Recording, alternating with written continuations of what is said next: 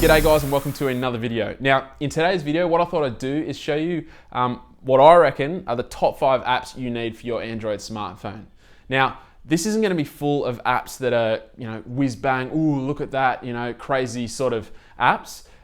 These are what I reckon are going to make your day-to-day usage of your smartphone better. Now, I'm just going to give you a heads up. I'm not going to spend ages talking about each app and showing you every single thing about the app. I'm going to show you a couple of my favorite things and why I like them. And then if you have any other questions, please put them in the comments below and I'll do my best to get back to you. And let's just get into it. Okay, so the first app I'm going to show you, I've mentioned in a few videos already, and it's called Nova Launcher. So this is the launcher app that I'm using here.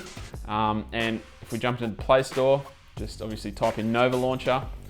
There it is. Now, there's 2 editions. You can either get the free version or you can get a paid version called Nova Launcher Prime. Now, both versions, you have to actually get the free one, and the Prime is just a key that kind of unlocks a few more features within that free app.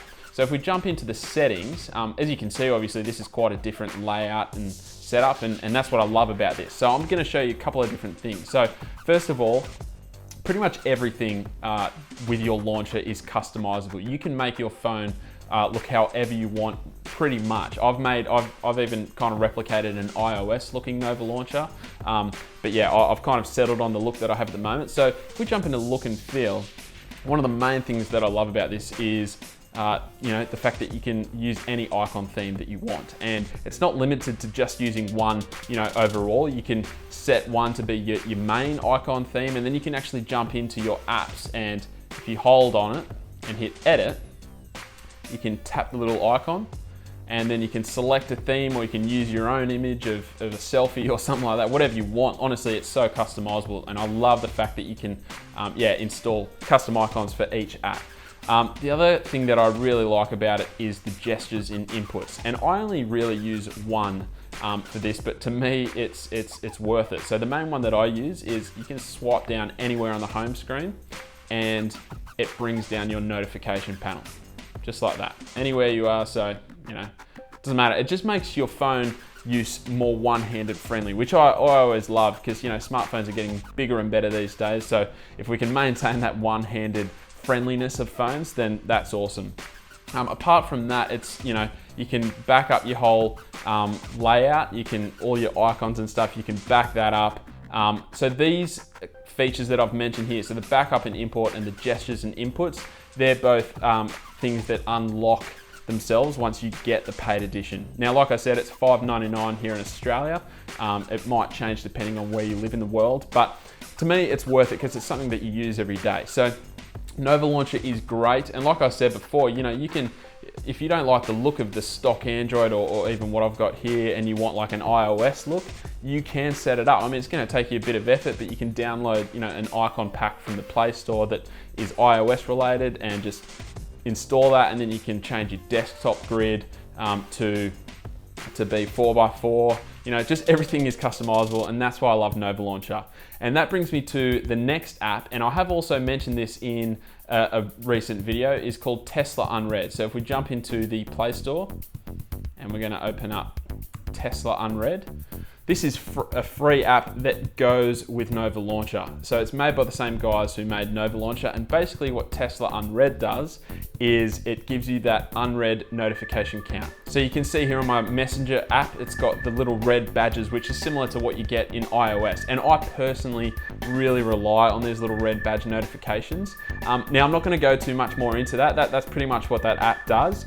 There's another video which I show you how to do this. I'm going to put a link for that somewhere on this video screen. So check that out if you want to know how to set that up. And yeah, it's just a great app, and I fully rely on that. Makes my Android smartphone experience super good. Now the next app I'm going to show you is actually a reminders app, and it might seem pretty weird to include a reminders app in an Android top 5 apps you need for your smartphone video. But for me, the reminder app on iOS devices is just super simple. It's reliable. You just put whatever you want in. There's no muck around. There's no fancy gadgets or whatever in there to make it unnecessary. It's just to the point, and that's what I need for a reminder app. So Wunderlist is probably the closest that I've come to that. So if we jump in here, this is your main menu. So you set up a profile, you do what you got to do, you know, connect your social media accounts, and then you've got a couple of different options here. So you've got your inbox, and I don't really use that. You've got your today, which is obviously any reminders that you've got for today, and then you can create, these two are custom ones that I've created, and you can just hit plus down here and create a new list or a new to-do. And I've just created a to-do list group of lists, and basically this has you know, a list of things in it. And the reason why I really like this is because it reminds me of iOS. So if I go show completed to-dos, there's all my completed to-dos down there, which is really similar to the iOS reminder app. And then once you've done, you can just tick it off, and there you go. It's super simple, and I know it's weird that I'm including this, but for me, I found it really hard finding a reliable reminders app on the Android smartphone. And this is the best one that I've come across, and it's super flawless, so it's great. So the next one I'm going to show you is actually called Simplenote. Now you can find this in the Play Store. I'll put the link in the description below, so I don't need to show you the Play Store again. But let's jump into this app here. It's called Simplenote, and what is it? Yep, it's a note-taking app. So basically, it's super simple. You can change a couple of things. So if you jump into settings, you can do a condensed note list. I actually don't know what that does. Oh yeah, basically that just has the headings of each note rather than the information below it. Jump back to settings, turn that off. You can sort, you can have different font sizes. It's super simple, but it does the job, you know. Like I've found a couple other note-taking apps that are just unnecessarily complicated, and Simplenote just does the trick. So you put in your heading. So if we just type in subject and then go down, it'll make your font smaller, and you can just put whatever you want in there, you know, your shopping list or whatever. Again, it's super simple, but for some reason it's difficult to find. Not only it's not necessarily difficult to find a good note-taking app, but I actually really like good-looking apps, and Wunderlist is also the same that I put under this category as Simplenote. They're just simple lollipop-esque apps that I really like, and you know, I want my phone to be kind of consistent across the board in terms of the way that it looks, and Simplenote just really replicates the lollipop look really well. So that's Simplenote. Now the next and final app that I'm going to show you is called Material Wallpapers. Now there are a couple of different apps that have the same name as this on the Play Store, so make sure you check out the link in the description below.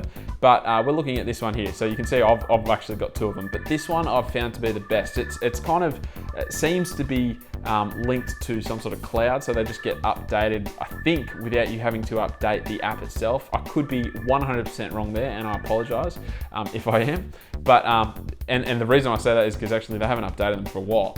But this app has a great selection of different wallpapers that are just in keeping with that material design. And I know for me, someone who really likes Lollipop and really didn't like KitKat, I like my phone to look pretty consistent across the board. So this is just a great app for having a bunch of different material-esque wallpapers, and they're all obviously got that landscape design, so that when you jump back to your home screen and move across, you can, you know, the wallpaper moves with you. All right, guys, so there it is. You know, obviously this is a list of quite simple apps.